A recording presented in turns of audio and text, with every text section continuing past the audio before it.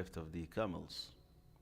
When he entered Medina, they told him, قَدْ حُرِّمْت, it's been forbidden.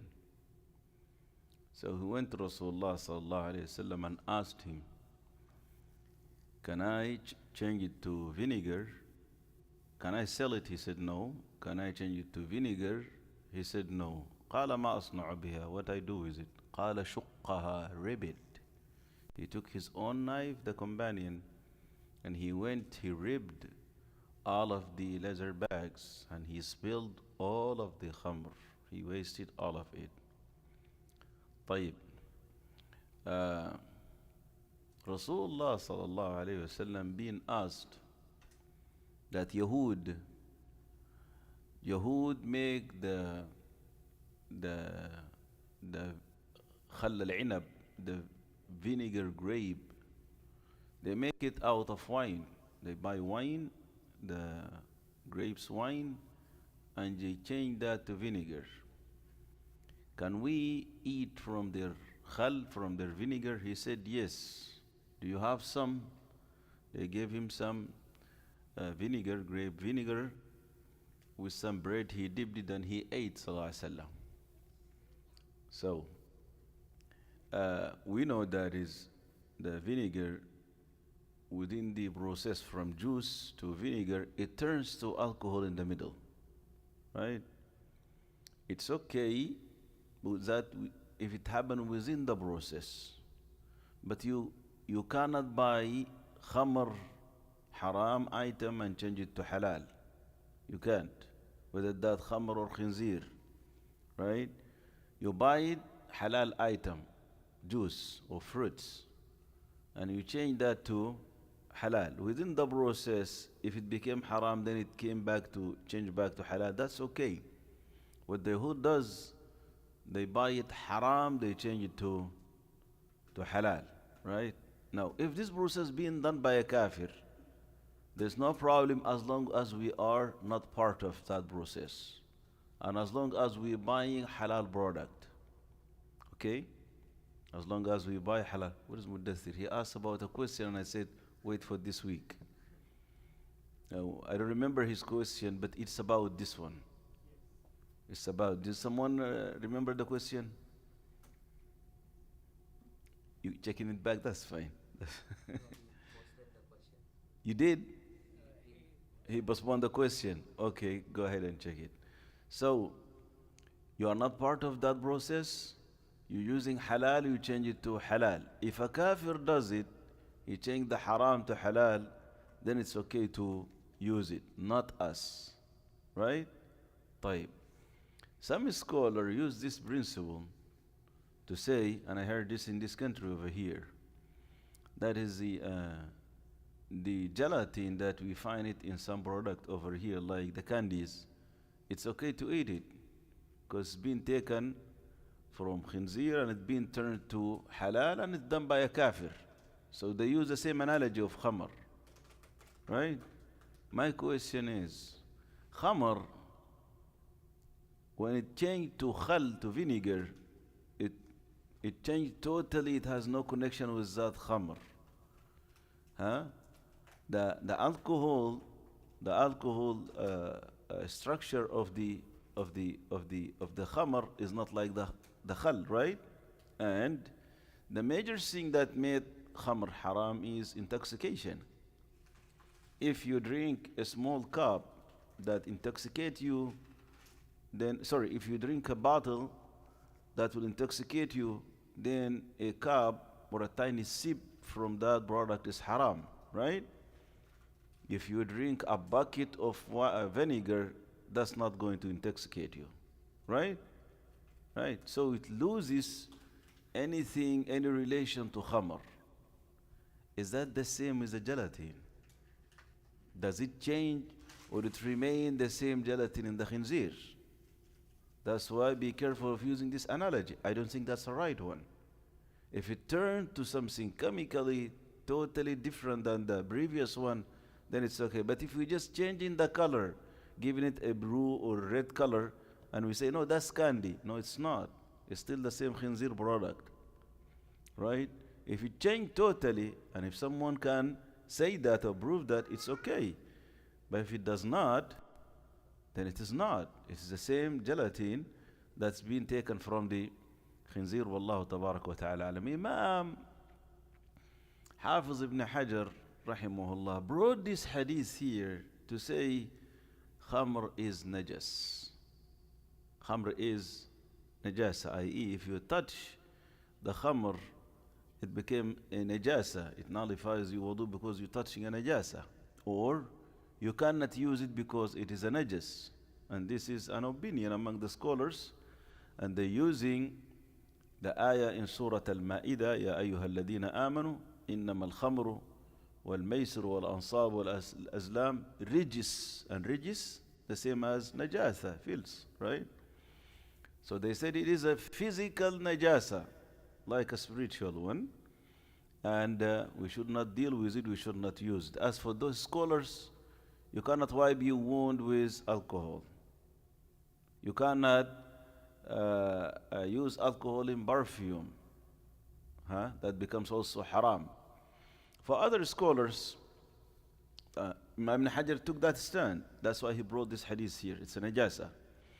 The other scholars will say, yes, it's a najas, but it's a spiritual najas.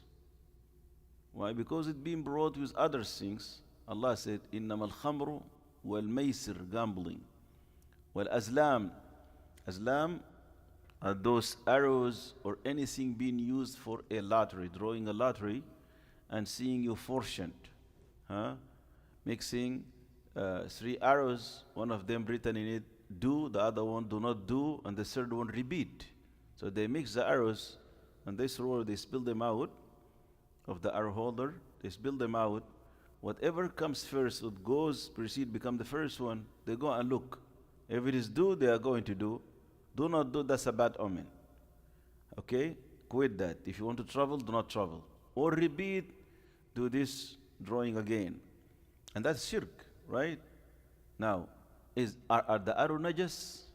No. The dice for the gambling, are that najas? The cards, if they're using cards, is that najas? No, it's a spiritual najasa, right? So they said this is a spiritual najasa. The other dalil, they said,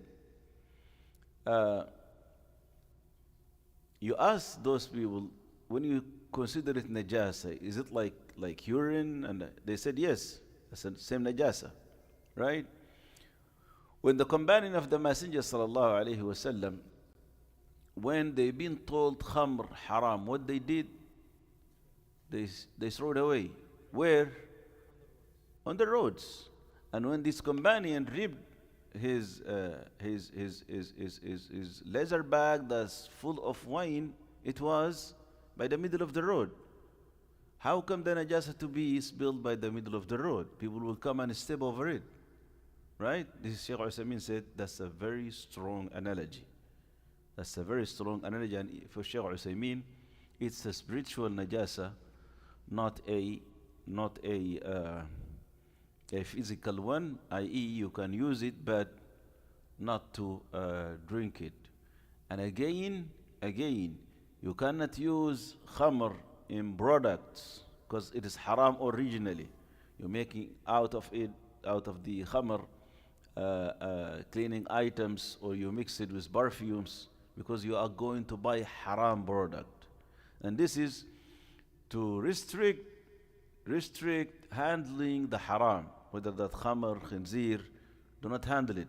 Do not make it available among the Muslimin, because some of them will sell the khamr, some of them will sell the khinzir, and we turn it to something else, right? So if a kafir does that, it's okay to use it, but we are not allowed to do it ourselves. Okay? Any question in this?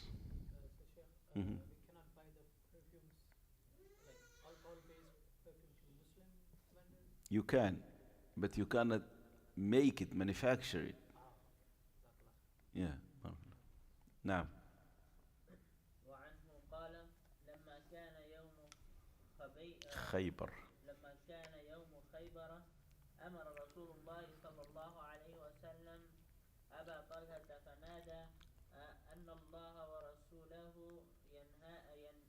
ينهيانكم عن لحوم الحمر الأهلية فإنها رجس متفق عليه. Sheikh, I had a question from the previous. Wait a minute, let him translate. Go ahead. Narrated Anas ibn Malik radiallahu anhu, on the day of Khaybar, Allah's Messenger sallallahu alaihi wasallam commanded Abu Talha to announce, Allah and His Messenger have prohibited for you eating of the flesh of domesticated donkeys, for it is unclean. Read the part. طيب. Domestic donkeys. In the day of Khaybar, two things being forbidden. The first one is the eating of the meat of the domestic donkeys. The second one, nikah al-mut'a. Nikah al-mut'a was forbidden in that occasion too, and Rasulullah sallam repeated again the tahrim of nikah al-mut'a in the farewell hajjah again. So those who did not hear it, of those Arabs who embraced Islam late, to hear about this, about the command. Now, domestic donkeys. We say domestic donkeys because the wild one, the zebra, are halal. They were halal, they still halal. Okay? But the domestic one are haram until Khaybar. They used to slaughter donkeys and they used to eat it. Actually, in the battlefield of Khaybar, they slaughtered donkeys and they were boiling in the huge pots that was about to feed the whole army, the Muslim army. Then Rasulullah sallallahu alayhi wasallam told them it's haram. Again, they spilled it away, right? Here, Imam Ibn Hajar again wonderfully brought it as a najasa, while it is not. Because the hadith said it is rijis. Rijis. Now, what is rijis? The donkey, the meat of the, or the meat of the donkey. If the donkey is rijis, if you are riding over a donkey and that donkey is wet, now that's a najasa. You have to wash that away. Right? Huh? And the donkey, the saliva of a donkey become a najasa. Right? Is it? No, it is not. Donkey is halal because companion used to ride it. Rasulullah had a mule. He used to ride it. Right? And definitely when it walks or rushes, it is wet. And no one said wash it away. Actually, no scholar will tell you wash away the sweat of a donkey or a horse. Right? Again, this is the spiritual one. Yes, you cannot eat because the meat is haram. Why? Allah knows. Interestingly, long time ago, I had this debate with a Shia. Three of them, three philosophers. Their deen is nothing but a philosophy. He was criticizing that we are the one, human beings, we are the one to make the rulings of the hadith, mustalah al-hadith, how to take hadith da'if, those principles 1, 2, 3, that's we made it ourselves. Okay, and this hadith is da'if, we made the principles, we put them ourselves. Right? And then we judge with them the hadith which we claim is a revelation of Allah Ta'ala. Because, as we claim, the people of Sunnah, Quran from Allah Ta'ala, Sunnah from Allah Ta'ala. Both of them are wahi from Allah. Right? Yes, there's details about that, but in general, Sunnah is a wahi. وَمَا يَنطِقُ عَنِ الْهَوَىٰ إِنْ هُوَ إِلَّا وَحْيٌ يُوحَىٰ. He speaks not from his own, not from his desire. He speaks from a wahi, and he speaks the Quran and the Sunnah. Right? So how come something revealed by Allah Ta'ala, you made principle, you judge it by yourself? I said, good. Now tell me, you tell me. And be aware they have lots of shubuhat, and I'm sorry to bring this shubha. I asked him, what's your principles? Your Shia, he said, Quran, Sunnah, and Aql. Quran, Sunnah, and the intellect. I said, okay, good. And can you explain how you judge this hadith sahih or da'if? He said, if the hadith goes against the Quran, then the hadith is da'if. I said, that never happens. That never happens. Authentic narration never goes against the Quran. Yes, that's how we judge it. I said, I'm going to give you a hadith. And you use the Quran, use the Sunnah or your intellect. And tell me whether this hadith is sahih or da'if. Huh? And I brought this hadith for him. إن الله ورسوله ينهيان عن أكل لحوم الحمر الأهلية. The domestic donkey is haram. This hadith made it like that.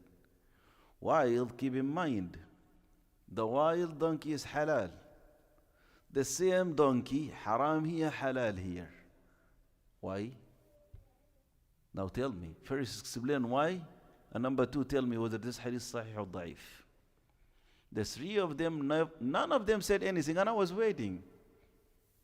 Okay, I'm waiting. Tell me.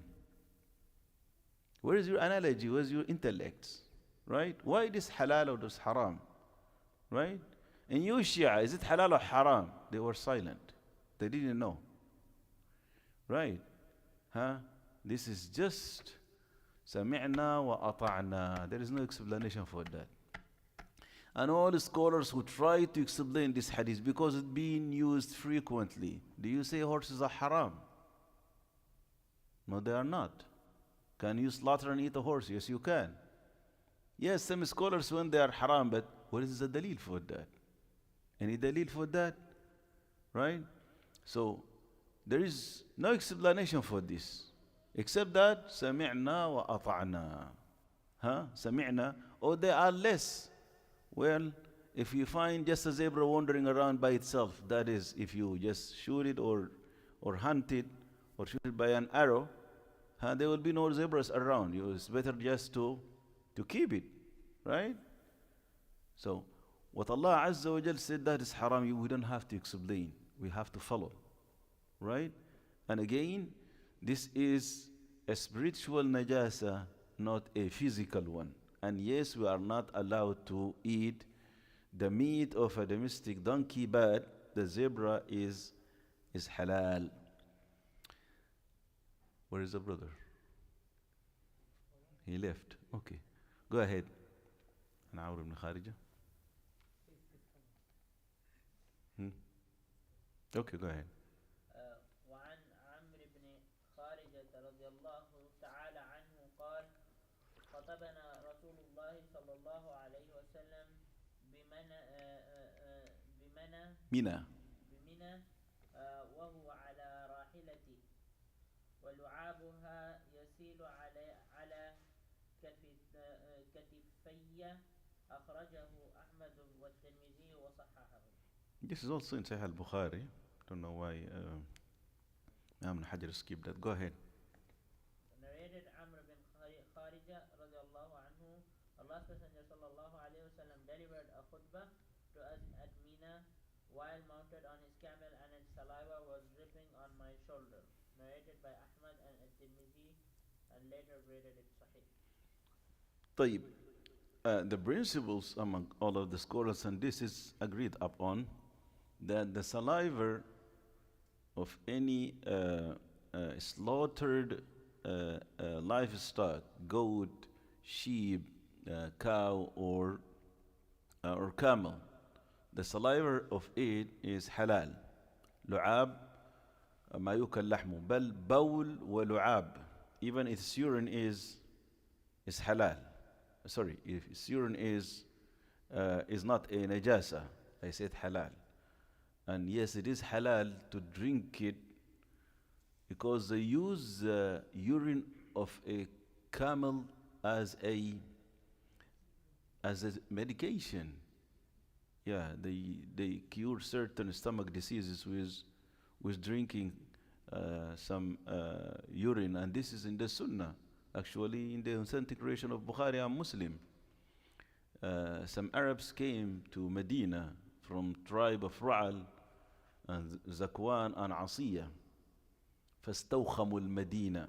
Something about Medina, when you drink the water, you get sick. And some of them will have this stomach where you get thirst, you keep drinking and your belly start extending and stretching out.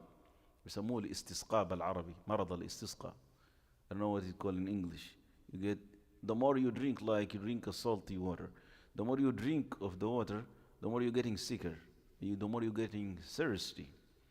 So Rasulullah sallallahu alaihi wasallam told them to stay at the suburb of Medina with the shepherd who's herding the camels of sadaqat, of Baytul Mal, the zakat. And he told them wonderfully, drink from the urine and the milk. So for days they are sipping the urine of a she camel for days. And after they got cured, drink from the milk. They did, they got cured, they get well, they looked at the camels, they like it. They killed the shepherd, the Muslim shepherd who was servicing them. For days, they killed him in such a brutal way. عملوا إيش؟ سملوا عينيه. They wormed a nail and they cauterized both of his eyes. And they threw him in the desert to die like that. Rasulullah after days heard about this and they ran away with the camels. So someone came and found this shepherd dead in that way. Rasulullah chased them, he caught them, he killed them all the same way they killed the shepherd. All of them, he killed them the same way. He cauterized their eyes the same way they killed the shepherd. And he left them in the desert to die like what they did to the shepherd. So the urine, the saliva, the urine, even the manure of an animal that we eat, the meat of it is okay to be used, and it is halal and it's not a najasa. The saliva of a donkey or a cat is also halal while its urine is not. The urine of it is not. Meaning, if a donkey drank from a pool, for example, we can use that pool for wudu, okay? We can use it for other purposes, right? Not like a dog, right? If a cat drink from a bowl, we can use that water, right?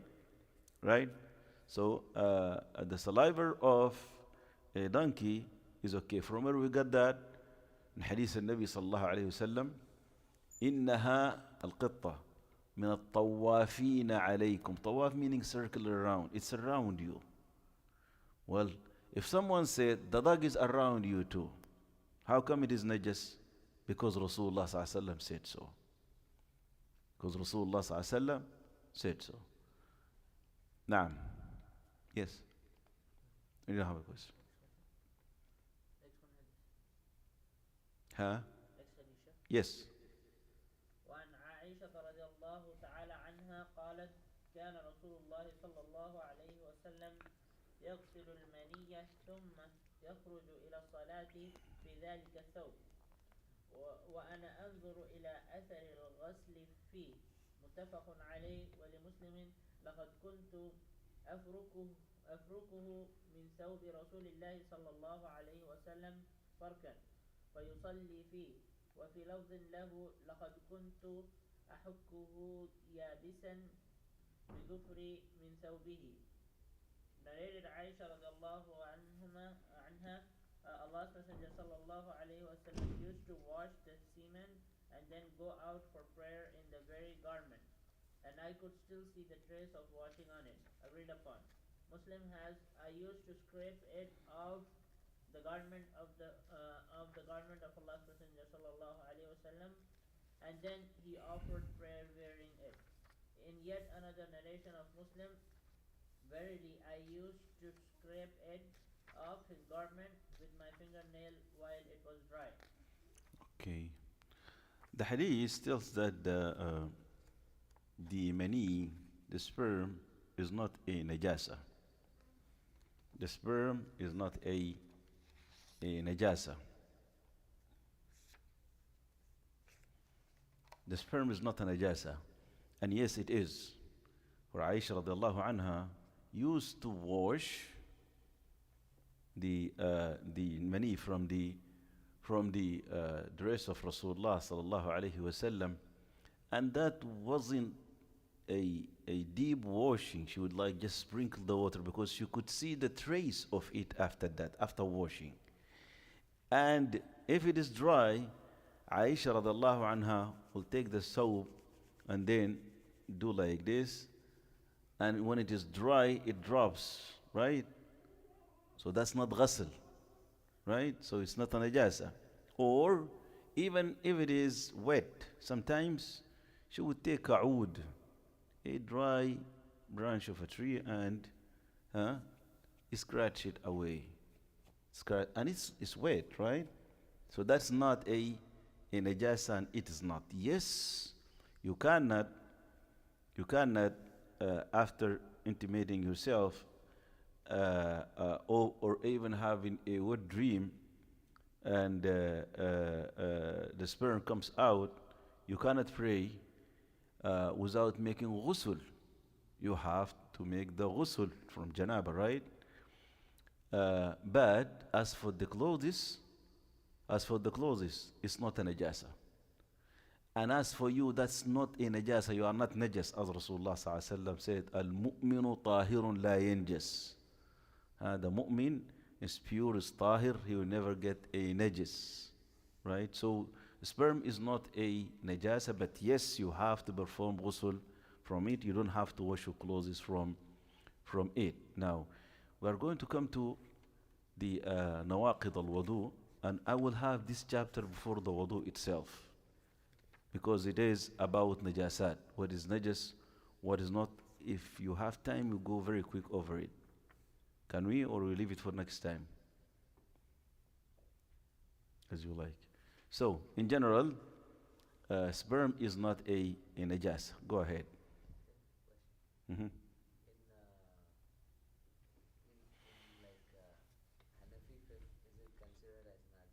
Allahu a'lam. Allahu a'lam.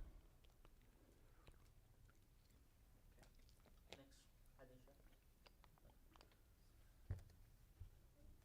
وعن أبي السمح رضي الله تعالى عنه قال قال رسول الله صلى الله عليه وسلم يغسل من بول الجارية ويرش من بول الغلام أخرجه أبو داود والنسائي وصححه الحاكم. Narrated Abu Samh radiallahu anhu, Allah's Messenger sallallahu alayhi wasallam said, the urine of a baby girl should be washed off, and the urine of the baby boy should be sprinkled by pouring water over it completely. Again, this is سمعنا وأطعنا. No explanation for that. And Sheikh Usaymin brought lots of explanations. I better not to say them. Huh? Why? If it's a baby boy meaning he's still suckling.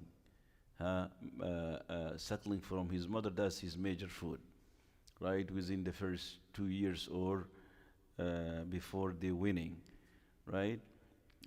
If it is a girl, you wash. If it urinates over the over the clothes, or if it's a boy, just sprinkle the water and that's it. Meaning, the urine of a baby girl is najas, while the urine of a baby boy is not. Why is that? Allah knows. Allah knows. Just سمعنا وأطعنا. There is no explanation for this. Naam. Sheikh, one question for this. So, the baby boy, if he is completely on the breastfed milk, is it then, or the breast milk should be the major portion of it? Major. So, if he is still eating like some other foods with the breast milk, so it's still like not najis. No, unless he is totally wine like he is not dependent upon his mother anymore. Yeah. Some babies, like they're eating formulas, not breastfeeding. Allahu a'lam, Zain. Allahu a'lam. Yeah. And Asma bint Abi Bakr, go ahead. وعن أسماء بنت أبي بكر رضي الله تعالى عنهما أن النبي صلى الله عليه وسلم قال في دم الحيض يصيب الثوب تحته ثم تقرصه بالماء ثم تنضحه ثم تصلي فيه متفق عليه. Narrated Asma bint Abu Bakr radiallahu anhuma, the Prophet sallallahu alayhi wasallam said regarding menstruation blood that soils a garment, she should scrape it, rub it with water using her fingers, that sprinkle or wash it with water, then she may pray in it. Agreed upon. طيب, this is about the najasa of the menses blood, and yes, it is agreed upon. It is a najasa, actually. Anything they say يخرج من السبيلين, coming from any of the ways, the front or the back, urine or defecation, on anything runs from their way or comes out from their way except for the mani, except for the sperm. Other than that, anything comes from there is a najasa. Dam, whether that is damul hayd or it's a bleeding from a man or from a woman, that's a najasa. Okay? The breeze sperm that when someone would have a lust thinking about something lusty or a desire, it comes out. That's a najasa. Right? Shaykh Usaymin said, Hatta dude, if someone is sick and worms coming from his behind, that's a najasa. That is a najasa. Okay? And any najasa should be washed away except for the mani. Is not necessary to wash it unless you want just to clean your thobe. Okay?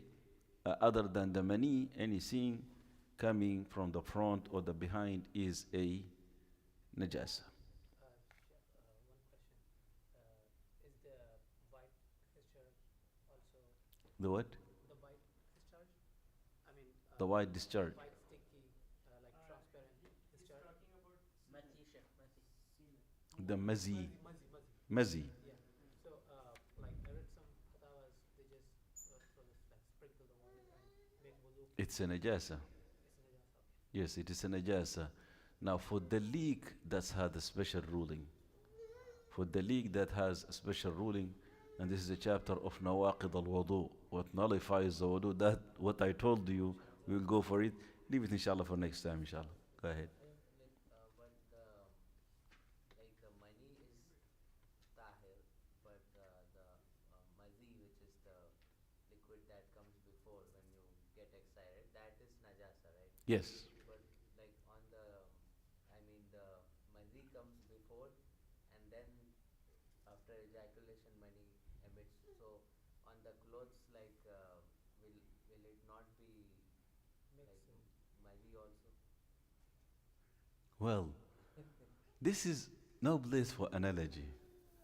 Because whatever you're telling, whatever you're saying, it was in the thawb of Rasulullah sallallahu alaihi wasallam, right? And he prayed with that thawb, right? So this is just following the dalil.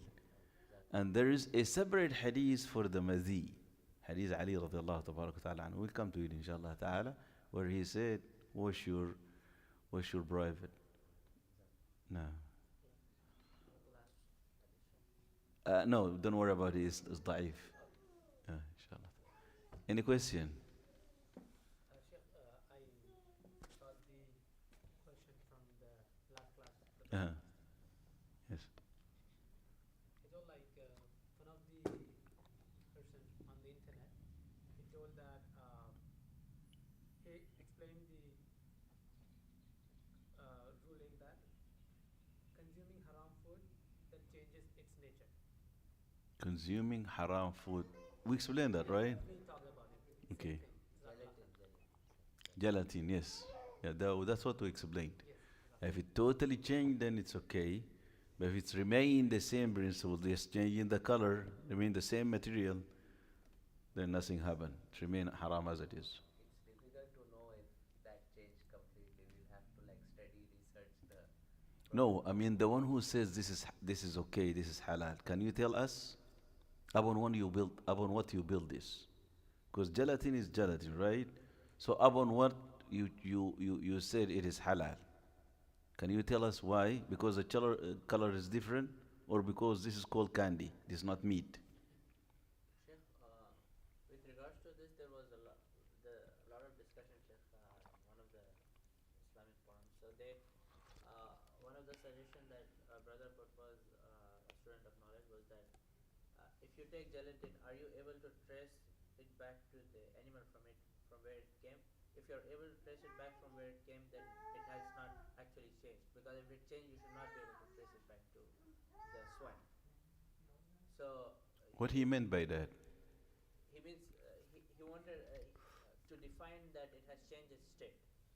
So he is putting the condition that if the change if the state of that is changed, if the state has changed, then you should not be able to trace it back to the actual animal.